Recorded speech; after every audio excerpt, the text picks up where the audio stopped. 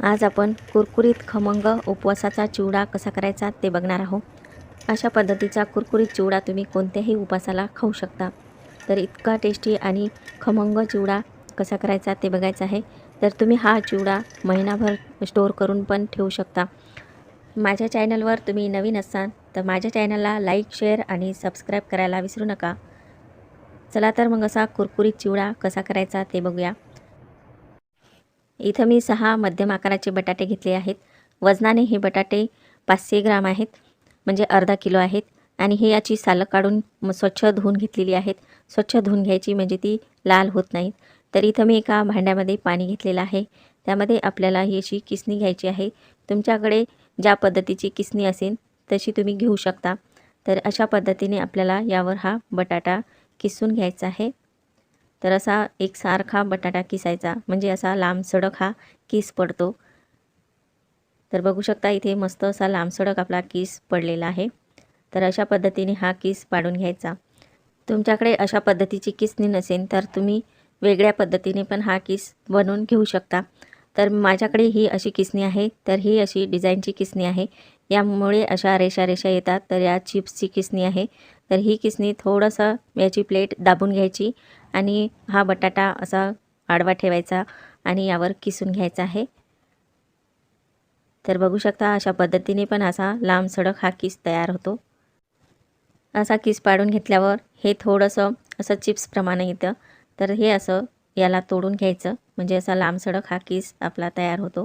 तर बघू शकता हा आपला किस अशा पद्धतीने तयार करून घ्यायचा. याच्यापेक्षाही सोपी एक ट्रिक आहे, तर ती तुम्हाला नंतर दाखवते. तर असा किस आपल्याला करून घ्यायचा आहे. असा किस तुम्हाला करता येत नसेल तर बटाटे घ्यायचे आणि याचे 2 भाग करायचे आणि याचे मस्त असे पातळ चिप्स करून घ्यायचे आहे. तर बघू शकता अशा पद्धतीने चिप्स करायचे आणि हे दोन्ही एकावर एक ठेवायचे आणि असे लांब लांब असे आपल्याला पातळ कापून घ्यायचे आहे. अशा पद्धतीने पण तुम्ही हा किस तयार करून घेऊ शकता. तर हा किस खूप मस्त असा लांब सडक होतो आणि जसा पाहिजे तसाही होतो. तर मी इथे काही किस हा असा मस्त किसून घेतलेला आहे. तर इथे आणखी एक सोपी पद्धत आहे किस पाडण्याची. तर असा अर्धा बटाटा कापून घ्यायचा आणि याच्या काठाने हा असा किसून घ्यायचा आहे. ही अशी एकदम सोपी पद्धत आहे किस बनवण्याची. तर बघू शकता इथे चिप्स पडत नाहीत, तर मस्त असा किसच आपला बाहेर पडत आहे. तर अगदी एकदम मशीनप्रमाणे हा किस तयार होत आहे, तुम्ही बघू शकता. तर अशा पद्धतीने हा किस तयार करून घ्यायचा. अगदी सोपी पद्धत आहे आणि पटपटही होतो. तर मी इथे पूर्ण हा किस असा तयार करून घेतलेला आहे. यामध्ये खूप प्रमाणामध्ये टार्च असतो. तर हा पूर्ण टार्च आपल्याला धुवून घ्यायचा. तर 5 ते 6 पाण्याने आपल्याला हा स्वच्छ धुवून घ्यायचा आहे.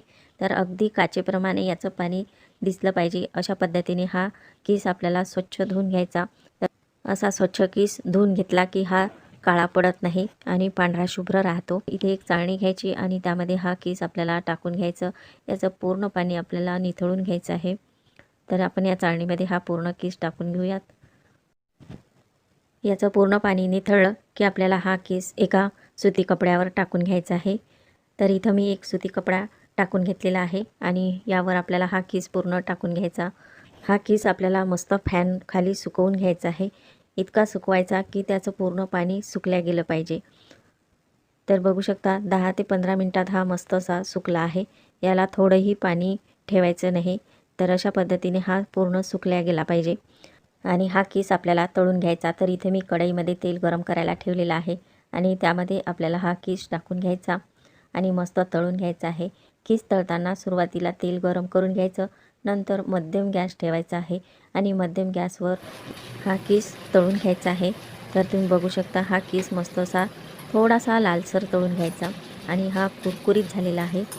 तर हा आपण काढून घेऊयात. तर असा एका दुसऱ्या झाऱ्यामध्ये काढून घ्यायचा, म्हणजे यामध्ये तेल राहत नाही आणि हा तेलकट होत नाही. तर तुम्ही बघू शकता अगदी मस्त कुरकुरीत आपला हा तळल्या गेलेला आहे.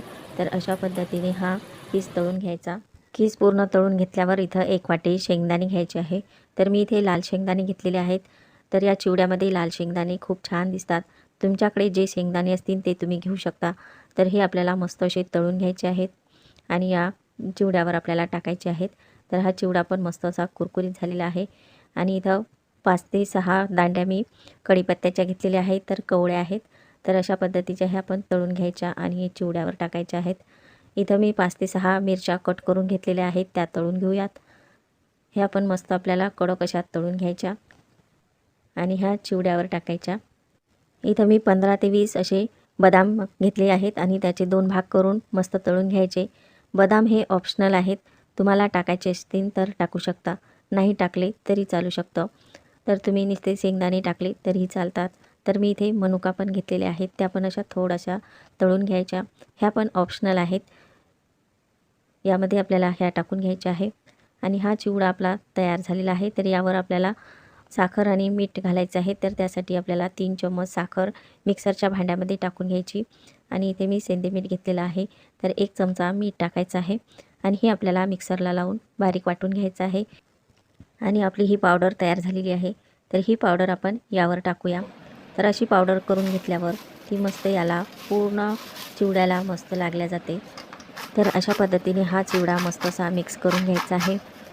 तर अगदी पाकिटमध्ये चिवडा मिळतो ना, तर तशा पद्धतीने आपला हा चिवडा तयार झालेला आहे आणि कुरकुरीतही झालेला आहे. तर तुम्ही बघू शकता मस्त अगदी कुरकुरीत झालेला आहे. तर बटाट्याचा कीस न वाढवता आपला हा कीस अगदी वेळेवर तुम्ही तयार करू शकता. आपला हा कुरकुरीत आणि खमंग असा हा चिवडा तयार झालेला आहे. तुम्ही हा चिवडा 1 महिना खाऊ शकता. मस्त हवाबंद डब्यामध्ये हा भरून ठेवायचा. तर अशाच पद्धतीचा चिवडा तुम्ही नक्की ट्राय करून बघा आणि असेच नवनवीन व्हिडिओ पाहण्याकरिता माझ्या चॅनलला सबस्क्राईब करा.